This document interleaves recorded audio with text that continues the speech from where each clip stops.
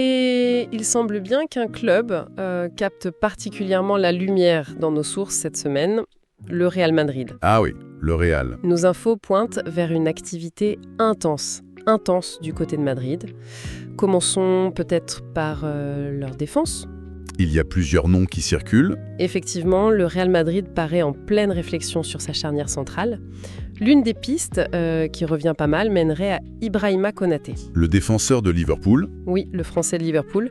Selon l'informateur Rodro 997, cet intérêt se serait même renforcé récemment. Ah bon? Et pourquoi? La raison évoquée, c'est la confirmation que William Saliba, qui était une autre cible potentielle, D'accord. a prolongé son contrat avec Arsenal. Donc cette porte-là se ferme et Madrid intensifierait ses efforts sur Konaté. Logique? Ça suggère qu'il cherche activement ce type de profil pour renforcer l'axe. Tout à fait. Mais renforcer avec Konaté, ça pourrait aussi vouloir dire un départ. On entend des choses là-dessus? Précisément.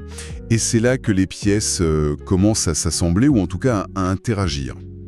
Toujours selon Rodro L097, la possibilité d'un départ d'Antonio Rudiger l'été prochain Rudiger, carrément. ne serait plus du tout tabou au sein du club. L'intérêt viendrait surtout de la Pro League saoudienne. Ah, l'Arabie Saoudite, encore eux? Oui, ils continuent leur politique pour attirer des grands noms. Donc si on combine cette info, Rudiger potentiellement partant, avec l'intérêt marqué pour Konaté, Oui. on voit se dessiner les contours d'une possible refonte, quand même assez significative, de la défense centrale madrilène. Bon, déplaçons-nous un peu plus haut sur le terrain, milieu et attaque. Le Real Madrid ne semble pas non plus à ni-actif là. Non, loin de là. Il y a des plans qui pourraient même s'étendre sur plusieurs années, j'ai lu ça quelque part. Absolument. Firhacheznet rapporte une information assez étonnante, je trouve. Ça témoigne d'une planification à très long terme. Ah oui. Le Real Madrid envisagerait de faire une offre conséquente en 2026. En 2026 ? Oui, dans 2 ans. Pour s'attacher les services de Vitinha, le milieu portugais du PSG. Vitinha, waouh. Et le montage financier ? Alors c'est ça qui est audacieux aussi. Une somme d'environ 50 millions d'euros, Ok. plus l'inclusion de l'attaquant brésilien Rodrigo dans la transaction. Attendez, Rodrigo inclus dans l'opération pour Vitinha. C'est ce que la source avance. Mais c'est énorme comme prix à payer, non ? Rodrigo est quand même super important pour eux. C'est effectivement un élément qui interpelle fort. Rodrigo, il est souvent décisif.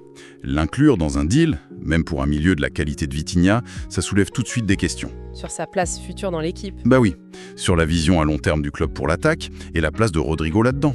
Ça pourrait indiquer que Madrid anticipe une évolution de son milieu, peut-être vers un profil plus organisateur, plus technique comme Vitinha. Quitte à sacrifier un joueur offensif majeur. Voilà.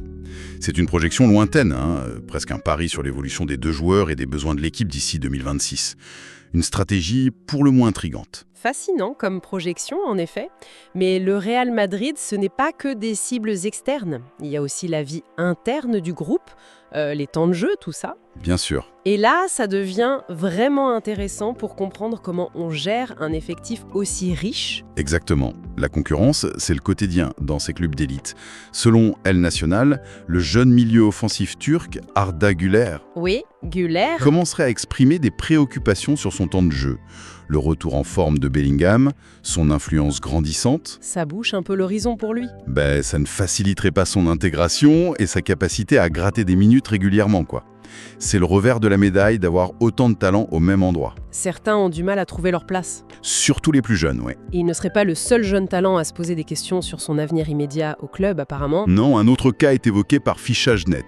C'est Gonzalo Garcia, un attaquant de la Cantera, la formation madrilène. Oui, Il envisagerait très sérieusement de chercher une porte de sortie dès le mercato de janvier.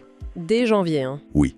Son objectif serait clair, trouver un club où il pourrait être titulaire ou au moins avoir beaucoup plus de temps de jeu pour lancer sa carrière au plus haut niveau. Ça illustre bien la difficulté pour les jeunes formés au club, même talentueux, de s'imposer face à la concurrence internationale. Et cette réflexion sur l'avenir, ça toucherait même des joueurs plus établis, comme Camavinga. C'est une autre information qui circule, oui.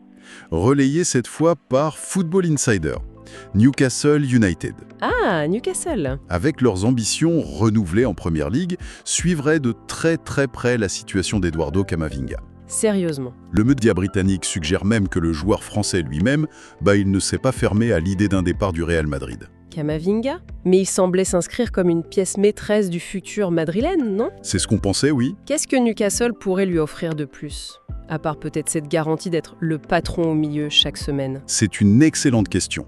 Au-delà du temps de jeu, qui serait sans doute plus garanti, Newcastle peut vendre un projet. Ouf. C'est clair? Et ce réseau de mouvements potentiels, évidemment, ça ne se limite pas à l'Espagne. La Premier League, comme toujours, est un acteur majeur de ce grand jeu. Ah bah oui, la Premier League toujours au cœur de l'action. Et les infos confirment qu'ils sont déjà très actifs en coulisses. Avec des scénarios souvent liés les uns aux autres, j'imagine? Tout à fait. Prenons l'exemple des gardiens de but. Selon Talksport, Manchester United et Chelsea pourraient se préparer à une bataille acharnée pour attirer Mike Maignan. Maignan de l'AC Milan.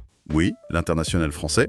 La particularité ici, c'est que la cible serait pour l'horizon 2026. Encore 2026? Oui, date potentielle de la fin de son contrat actuel. Il deviendrait alors agent libre. Maignan, libre en 2026? Ça, c'est le genre d'opportunité qui peut redéfinir la hiérarchie à un poste clé. Exactement. Et puis, un transfert gratuit avec le fair play financier. Ça devient particulièrement attractif, oui. C'est une partie d'échecs qui se joue sur plusieurs années. Et comme vous le disiez, les destins semblent parfois liés. On retrouve des connexions directes avec les rumeurs madrilènes, notamment pour Liverpool. Tout à fait. L'effet domino, on le voit potentiellement ici. Le quotidien allemand Bild rapporte que Liverpool envisagerait sérieusement de recruter Dayo Upamecano. Upamecano du Bayern. Oui, le défenseur central français du Bayern Munich. Un élément clé, c'est que son contrat arriverait à expiration l'été prochain. Ah, donc potentiellement libre aussi, ou en tout cas moins cher. Voilà. Ce qui le rendrait particulièrement convoité. Et l'analyse de Bild est directe. Upamecano serait ciblé comme le remplaçant idéal d'Ibrahima Konaté. Ah, Si ce dernier venait à céder aux sirènes du Real Madrid, comme on l'évoquait juste avant. c'est fou cet exemple d'interdépendance. Le choix de Madrid qui pourrait directement impacter Liverpool et le Bayern. C'est presque caricatural, oui. Une décision peut déclencher une cascade. Arsenal aussi prépare ses coups, j'ai lu ça, avec une cible offensive assez précise. Oui, Ficha Genet indique qu'Arsenal serait activement à l'œuvre pour trouver un accord avec la Real Sociedad. Pour qui? Pour l'allié international japonais Takefusa Kubo. Kubo, ah oui, très bon joueur. Le montant tournerait autour de 39 millions de livres sterling. Kubo a montré de très belles choses en Liga 1, dribble, percussion. Horizon anglais, il y a un nom qui refait surface. Un vrai serpent de mer du côté de Manchester United. Ah oui, l'éternel retour. Qui ça? La rumeur Frenkie de Jong à Manchester United. Encore? Mais on disait qu'il allait prolonger à Barcelone. C'est ça qui est remarquable. Football Insider affirme qu'il redevient une cible prioritaire pour les Red Devils, alors que d'autres échos faisaient état de négociations avancées pour une prolongation au Barça. Donc soit ça coince, soit United n'a jamais lâché l'affaire. Probablement un peu des deux. Bon, quittons l'Angleterre, direction l'Allemagne. Le Bayern Munich. Le Bayern. Souvent réputé pour sa planification méticuleuse, eux aussi ils anticipent l'avenir, j'imagine. C'est vrai, le Bayern a cette culture de l'anticipation, surtout pour les postes clés.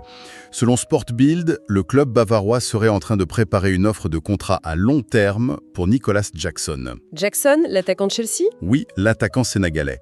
La source ne mentionne pas explicitement Chelsea, mais c'est son club. Il serait identifié en interne comme un successeur potentiel à Harry Kane. À terme. Le successeur de Kane? Mais Kane vient d'arriver, il cartonne. Oui. C'est vraiment de la planification à très très long terme, ça. C'est typique de la méthode Bayern. Jackson, c'est un profil différent, encore en développement. C'est un pari audacieux, non? Il ne remplace pas Kane tout de suite, bien sûr, mais il sécurise une option pour l'avenir. Un jeune attaquant, gros potentiel athlétique, marge de progression. C'est un pari, mais calculé. Voilà.